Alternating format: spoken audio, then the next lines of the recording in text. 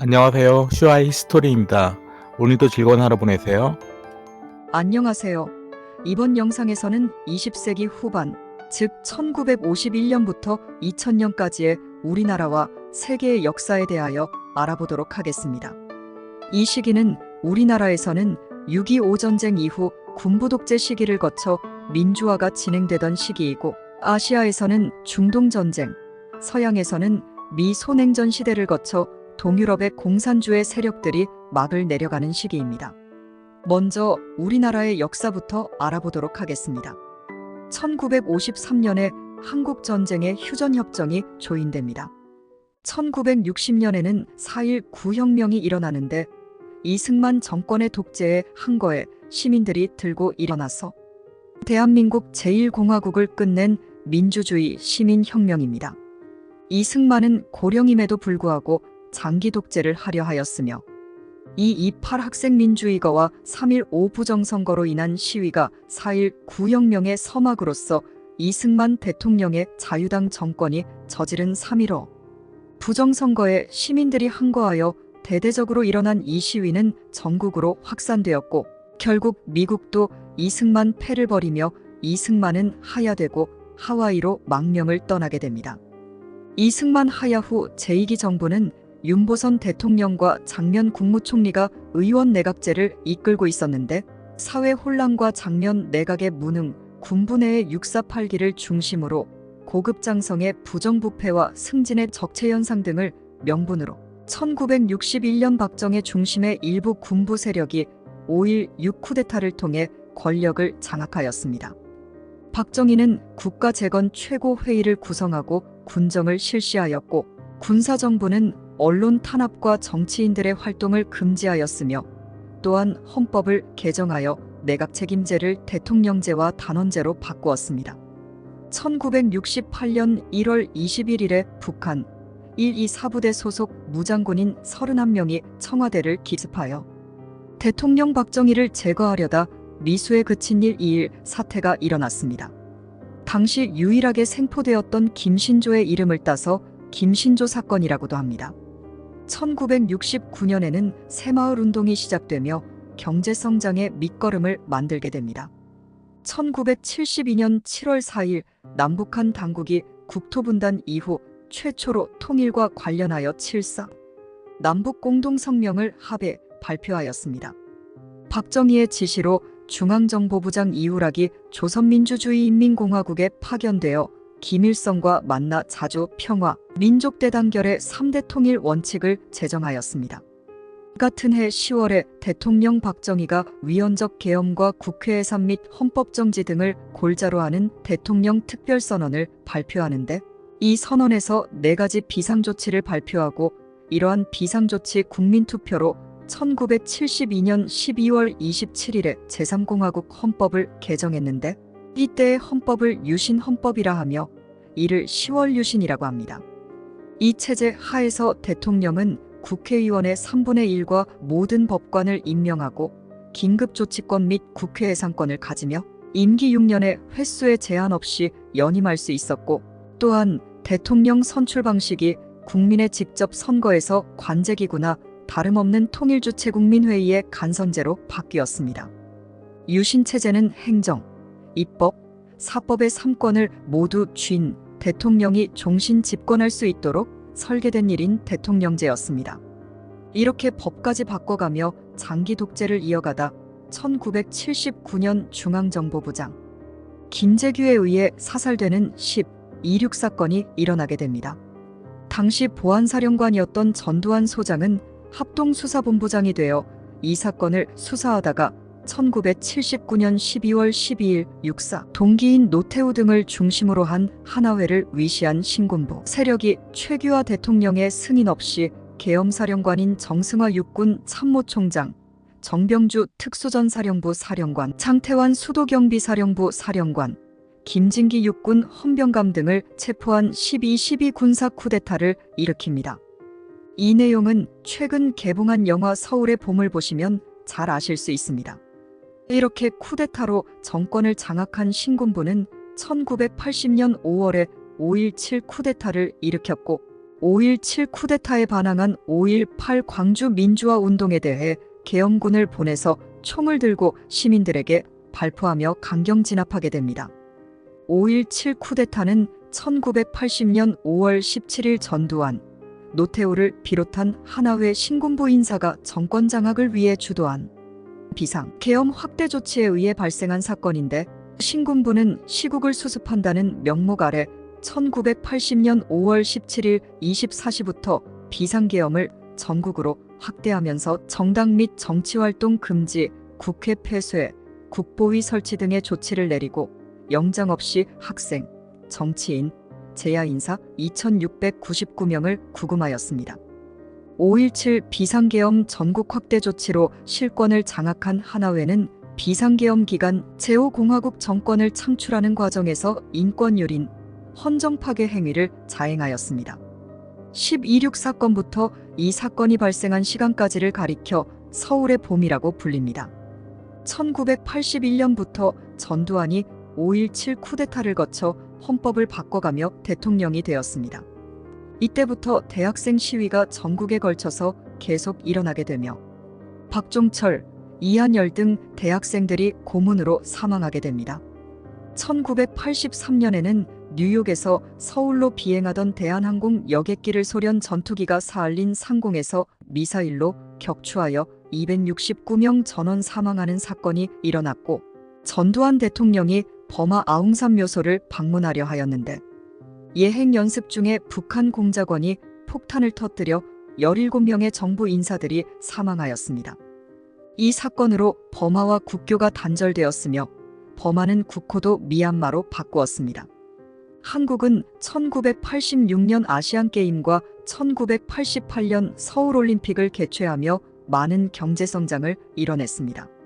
1990년에는 소련과 1992년에는 중국과 국교를 수립하며 실리외교를 선택하게 됩니다. 중국과 국교를 수립하며 대만과는 단교를 하게 되었으며, 현재까지도 중국의 눈치를 보며 대만과 국교 정상화가 안 되고 있습니다. 1993년에는 타인명으로 금융거래를 할 수 없는 금융실명제를 실시하였고, 아시아의 네 마리 용으로 불리며 고속경제성장을 하던 우리나라는 달러를 흥청망청 쓰다가 외환위기를 맞고 1997년에 IMF에 구제금융 20억 달러를 신청하게 됩니다.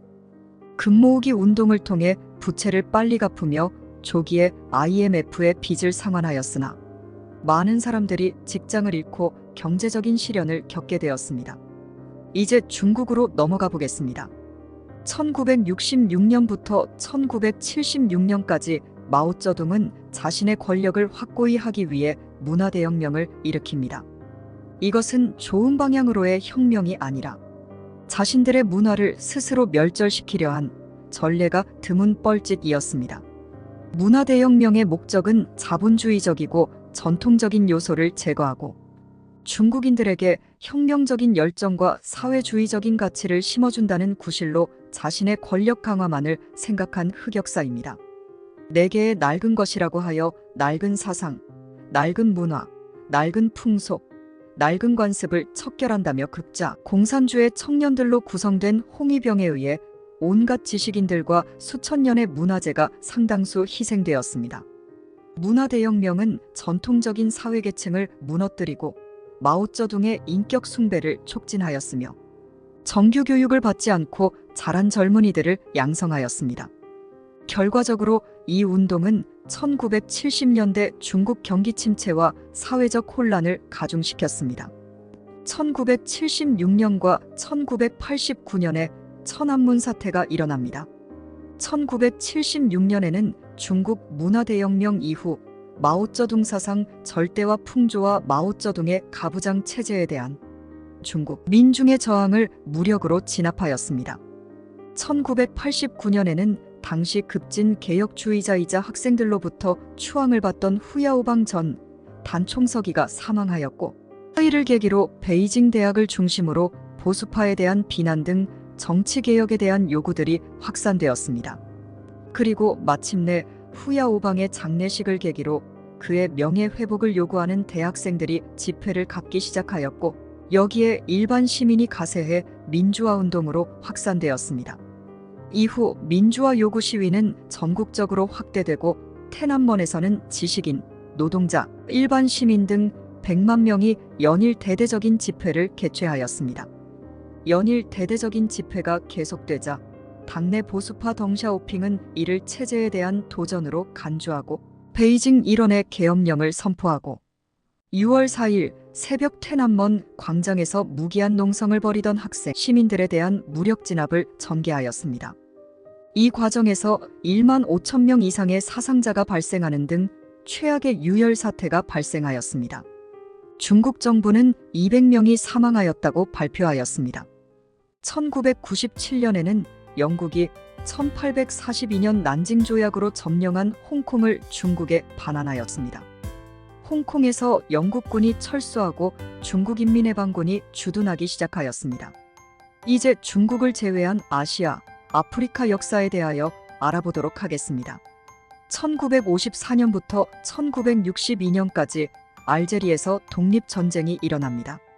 1954년 디엠비엠프 전투에서 프랑스가 베트남에게 패전하면서 알제리인의 독립의지가 강화됐고 8년간의 전쟁을 통해 결국 알제리는 프랑스로부터 독립을 얻었습니다. 1955년부터 1975년까지 베트남 전쟁이 일어납니다. 베트남 민주공화국 북베트남과 베트남 공화국 남베트남과의 사이에서 일어난 전쟁인데 미국의 군대가 남베트남에 파병되어 소련의 지원을 받은 북베트남과 전투를 하였습니다.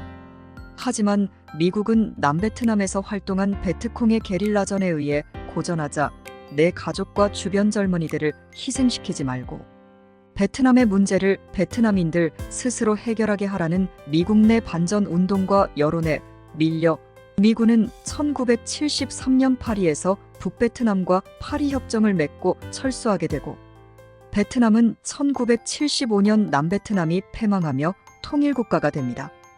1956년에는 이스라엘이 이집트의 시나이 반도를 공격하며 2차 중동전쟁이 일어납니다. 영국과 프랑스는 수에즈 운하를 국유화한 이집트에 공수부대를 투입하여 수에즈 운하를 점령하였습니다. 미국과 소련은 반발하며 영국과 프랑스를 위협하였고 유엔군의 중재로 결국 영국과 프랑스는 수에즈 운하에서 철수하였습니다. 이스라엘은 이 전쟁으로 티란 해협으로의 육상로를 획득하고 홍해에 접근할 수 있게 되었습니다.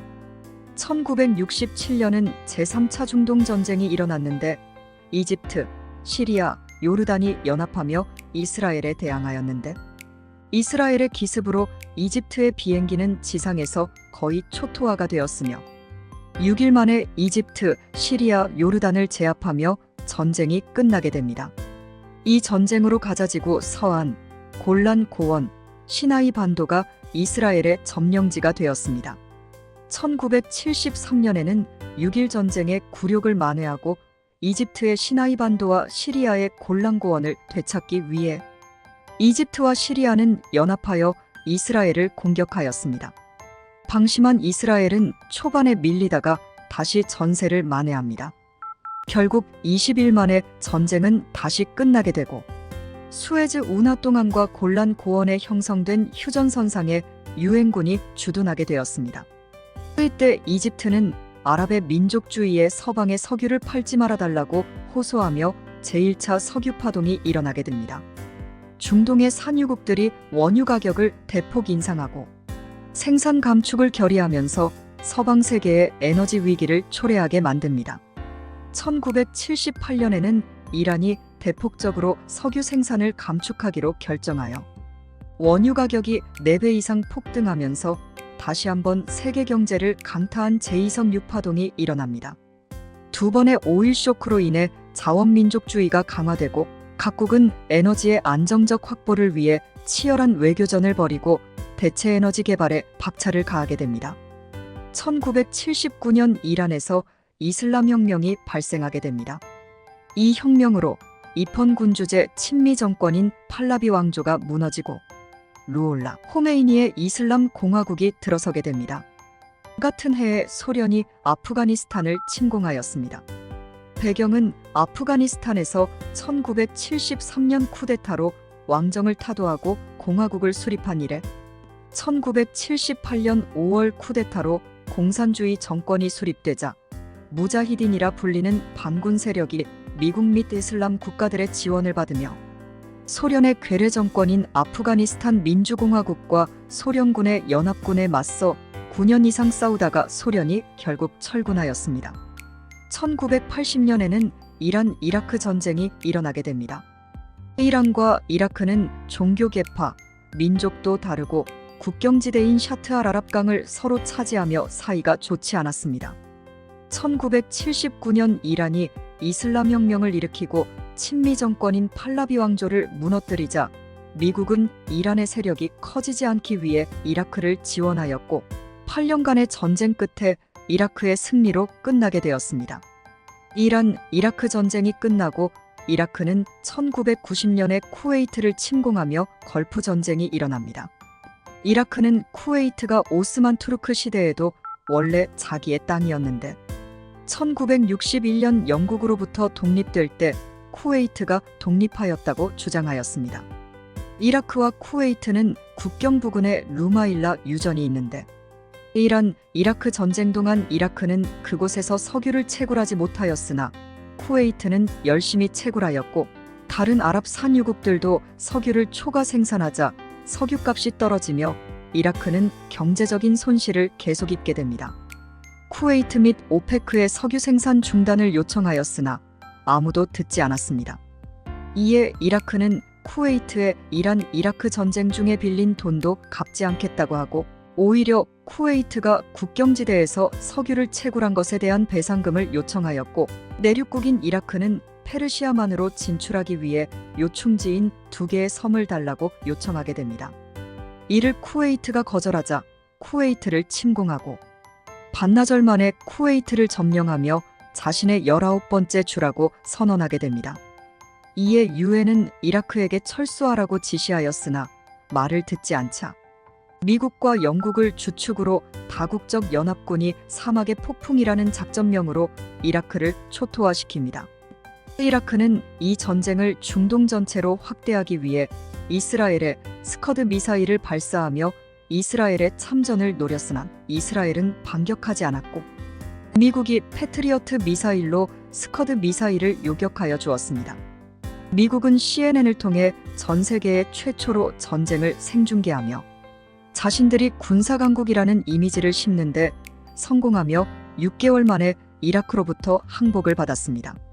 이 전쟁을 통해 M1A1 에이브람스 탱크, 아파치 헬기, 패트리어트 미사일 등이 유명해지게 되었고 전쟁을 생중계한 CNN도 최대 방송국으로 도약하게 되었습니다. 이제 서양의 역사로 가보도록 하겠습니다. 동유럽 8개국은 서방의 나토에 대항하기 위해 폴란드 바르샤바에서 군사동맹인 바르샤바 조약을 맺었습니다. 1957년에 소련에서 최초의 인공위성인 스푸트니크5를 발사하자 미국은 엄청난 충격을 받으며 소련과 본격적인 우주개발 경쟁을 하게 되었으며 1969년에는 아폴로 11호를 달에 보내 루이 암스트롱이 인류 최초로 달을 밟게 되었습니다. 1962년에는 소련이 미국 바로 밑에 있는 쿠바의 미사일 기지를 건설하려 하자 미국은 전면전을 준비하였고 극적으로 소련이 미사일 기지를 철수하며 제3차 세계대전을 면하게 됩니다. 1968년은 체코슬라바키아의 프라하에서 소련의 간섭에 항의하며 민주주의 운동이 일어났는데 이를 프라하의 봄이라고 하며 결국 소련과 바르샤바 조약의 회원국에 의해 개혁이 중단되었습니다. 1982년에는 영국과 아르헨티나가 포클랜드 전쟁을 벌여 영국이 승리하였습니다. 포클랜드는 아르헨티나 앞에 있는 섬이고 영국이 점령하고 있었지만 자국의 영토라고 주장하며 포클랜드를 침공하며 전쟁이 일어났고 75일 만에 아르헨티나가 항복하였습니다. 1986년에는 소련의 우크라이나 지역에 있던 체르노빌 원자력 발전소가 폭발하며 방사능이 유출되어 역사상 최악의 원자력 사고가 일어납니다. 1989년에는 동서분단의 상징인 베를린 장벽이 붕괴됩니다. 이는 오보에 의한 해프닝에 의해서 벌어진 일인데 당시 동독은 언론 자유화와 자유로운 여행 개방을 요구하며 반정부 시위가 크게 확산되고 있었습니다. 이 시위를 잠재우기 위해 동독 정부는 여행 자유화 정책을 조만간 실시하겠다고 발표하고, 이 내용을 정확히 숙지하지 못한 동독 실무자가 기자회견장에서 여행허가에 대한 출국 규제 완화에 대한 내용을 베를린 장벽을 포함한 모든 국경 통과 지점에서 출국이 인정된다 라고 잘못 발표하고, 이에 이탈리아 기자가 언제부터 국경이 개방되냐고 묻자 지금 당장이라고 무개념으로 답하고 맙니다. 실은 여권 심사 기간 단축 정도의 내용이었고, 다른 서방의 기자들도 이 사실을 알고 별다른 반응을 보내지 않았는데, 이탈리아의 안사라는 언론사가 이 동독의 여행 자유화 조치를 베를린 장벽 철거라고 전 세계에 긴급 속보로 세기의 오보를 내었고, 이 소식을 서독의 언론사에서도 이탈리아 언론사 보도를 인용하여 곧 베를린 장벽 철거에 대한 소문을 보도합니다. 이에 수많은 서독인과 동독인이 베를린 장벽으로 몰려가서 장벽을 부수기 시작하였습니다. 동독의 국경경비대도 많은 사람에게 발포를 하여 엄청난 사상자가 발생할 경우 감당이 안 되었으므로 어이없이 지켜보며 장벽이 철거되었고, 장벽 붕괴 이후 서방의 가수들이 그곳에서 콘서트를 열며 축제 분위기가 이어갔습니다. 동독 정부는 이 사건 이후 구심점을 잃고 와해되어 1990년 10월에 독일이 통일되었습니다. 1991년 12월 26일 소련 최고 소비에트의 142H 선언으로 소련, 즉 소비에트 연방은 해체되었고 바르샤바 조약도 해체되었습니다. 이 선언문은 모든 소련의 공화국의 독립을 인정하며 독립국가연합 CIS 수립을 허용하는 안이었고, 그 전날인 1991년 12월 25일엔 미하일 고르바초프가 소련 대통령직을 사임하고 소련 지도부를 해체했으며, 소련의 핵무기 발사 시스템을 포함한 정권을 러시아의 대통령 보리스 옐친에게 승계하였습니다.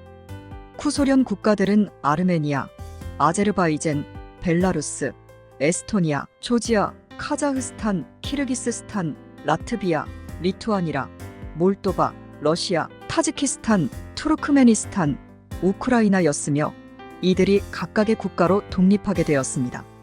현재 이 국가 중에서 러시아와 우크라이나가 계속 전쟁을 하고 있습니다. 이번 영상은 여기까지입니다. 20세기 후반기의 역사를 대략적으로 알아보았습니다. 세계대전 이후 이스라엘 건국과 중동 전쟁, 걸프 전쟁에 이어 동독과 소련이 붕괴되며 동유럽 공산주의가 붕괴된 시기라고 볼 수 있겠습니다. 다음 영상에서는 현재의 역사인 2001년부터 현재까지의 역사로 찾아뵙도록 하겠습니다. 영상의 내용이 유익하셨다면 구독과 좋아요 부탁드립니다. 끝까지 시청해주셔서 감사합니다.